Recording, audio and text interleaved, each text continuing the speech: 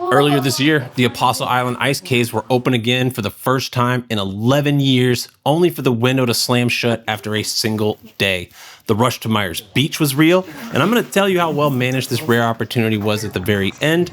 The turnout was massive, the long shuttle lines were real, and just getting to the ice was an event in itself, but it was also completely worth seeing these temporary ice caves on Lake Superior. Let's go hiking. So we're going to focus on the Apostle Island ice caves and the hike to the different features. Yes, all the stories you've heard about the shuttles and wait times are true, and we'll talk briefly about that at the end, but we're going to keep it positive and focus on this unique experience. So after you take the shuttle to the ice, it's totally worth it, as long as you had enough snacks to get through the grueling hike. You got the snacks, so you got what's important. I'm ready to go. I love snacks. I'll be here all I have day. so many snacks in my bag. People were using all sorts of different methods to get to the ice caves. Only the DNR and Park Service had the snowmobiles, but people were skiing and snowshoeing and just hiking with the ice bikes.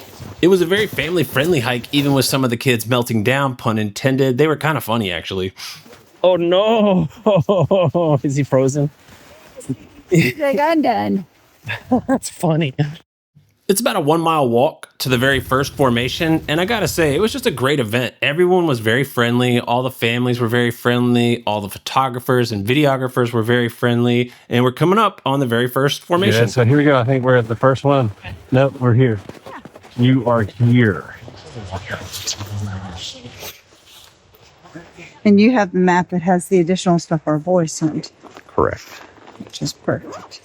And I'm going to have to ask for everyone's forgiveness if my color grading isn't perfect. This was my first time shooting in this much snow and ice and fog and full sun, so I was doing my best. Not mess up your shot, am I? No, you're all Okay. good. I was...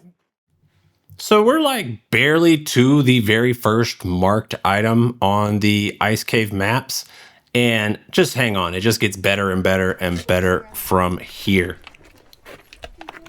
So what exactly are we hiking towards? The Apostle Islands are an archipelago made up of 22 islands scattered off the coast of northern Wisconsin, but the real stars of the show during a deep freeze are the mainland sea caves. These towering cliffs are made of Devil Island sandstone, and we're talking about ancient history. This rock was laid down around 1 billion years ago, and for thousands of years, the relentless crashing waves of Lake Superior have just been hammering the shoreline, acting like a giant geological chisel to carve out the intricate arches, tunnels, and deep chambers you see today. During the summer, you'd be paddling a kayak right through them, but when winter hits and the lake finally locks up, this whole environment transforms.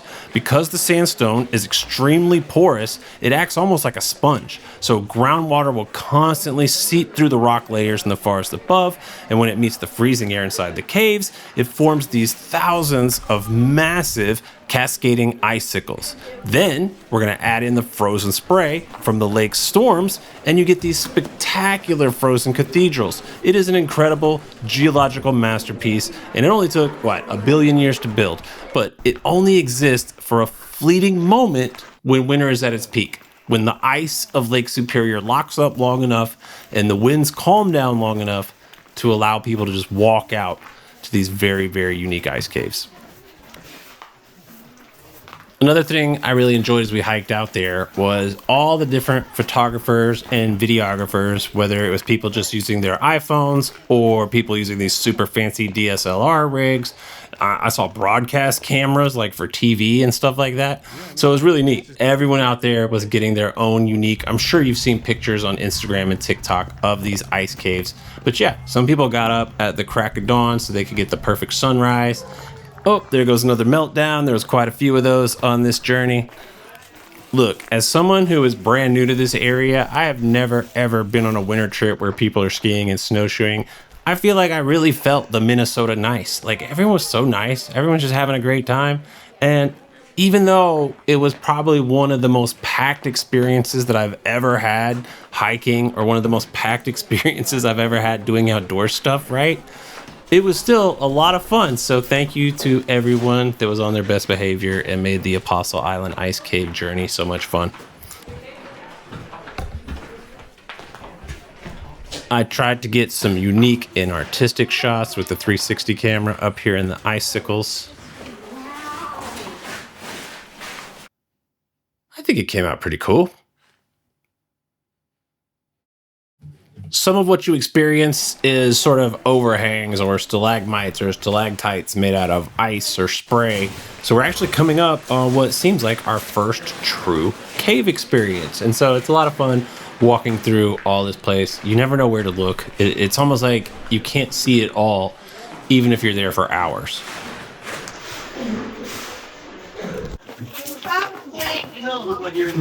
All right, I'm in an actual cave now. Wow.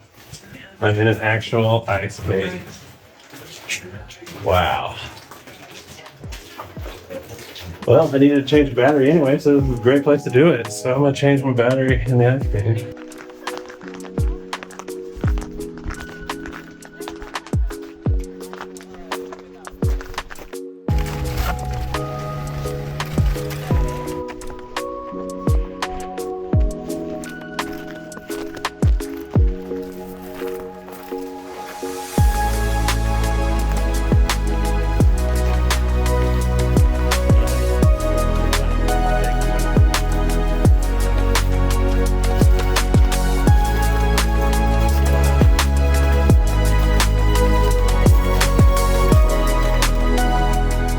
Adorable. So why has it been 11 years since anyone could actually walk out here? Honestly, a huge part is that it just has not been cold enough. Lake Superior is one of the fastest warming lakes on the planet, and the overall ice coverage is shrinking year after year due to climate change. To get ice that's actually safe to walk on, you need this almost impossible combination of weather. First, you need a deep sub-zero cold for long enough to freeze the lake, but then you also need the wind to die down enough so that that ice can stay together. And since Lake Superior is such a massive body of water and the strong winds will easily whip up waves, it just smashes the ice to pieces before it can ever anchor to the shoreline. So, for over a decade, there just has not been winters cold enough or calm enough to make it happen. But this year, we finally got a brutal cold snap.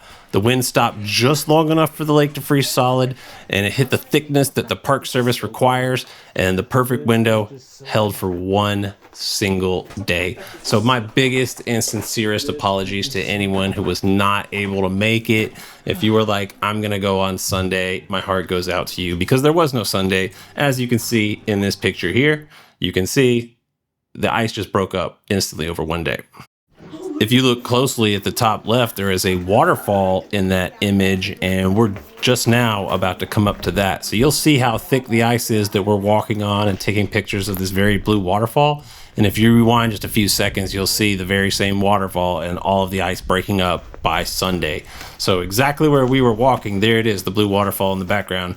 And yeah, all of this that we're standing on was broken up in less than 24 hours. I think now too, I can let everyone in on a little secret.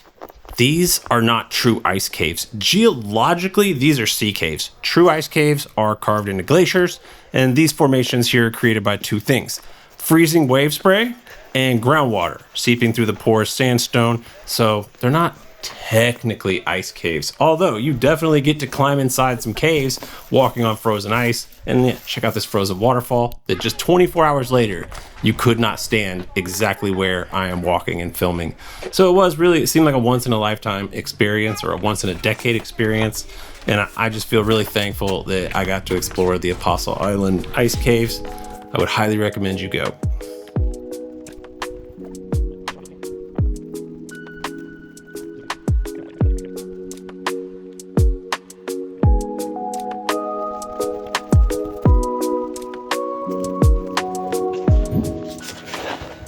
Careful your steps, because it's definitely crazy.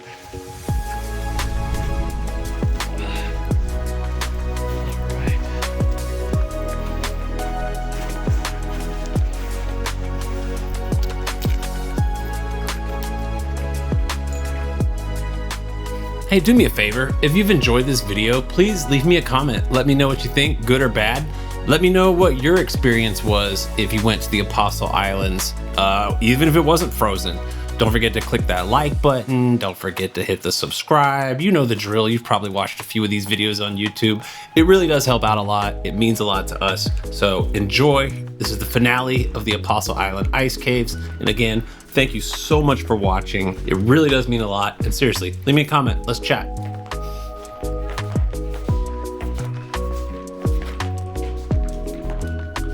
Okay, I gotta ask you what camera. What's that? What camera? What do you mean? This is a 360. I know, which one? Oh, the X5. Oh, you had that fine? It's fun. Damn. I already broke the lens.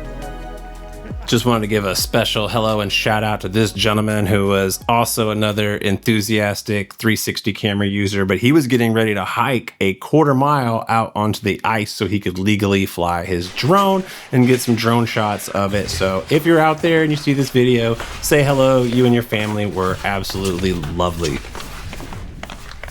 And so we have basically reached the end of the Apostle Island Sea Caves. And I mean, what can I say? Wow, what an adventure. What an experience. What a 24-hour lucky that we were able to go time. I did say I would mention whether or not this was well managed. Let's just put it this way. It could have been managed better, but it was still a great event. I'm still really glad I went, even with the shuttle lines and all of that. I highly recommend you go. Thank you so much for watching Tazumi Woods, and we will see everyone out there hiking. Bye-bye, y'all.